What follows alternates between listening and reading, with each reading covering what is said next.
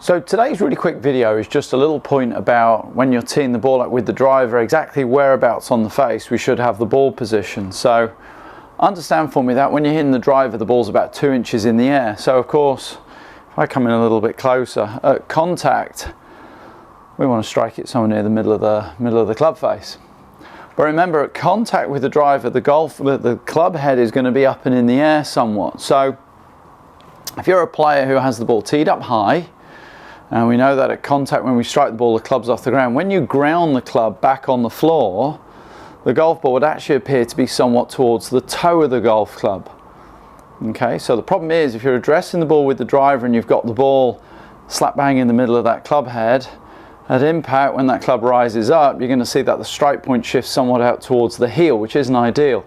So think about it again. If you're going to address the golf ball and you've got your club head on the ground, the ball's teed up and in the air, and we know at impact that club's rising up, you want to make sure that in your address position you get that golf ball position just somewhat out towards the toe. Let me just come in a little bit closer and you can kind of see on the camera there.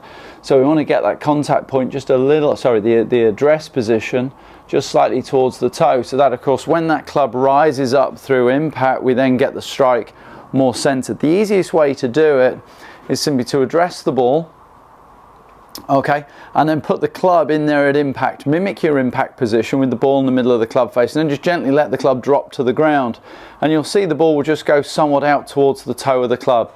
And that's ideally where you want the ball positioned when you take your address position with the driver.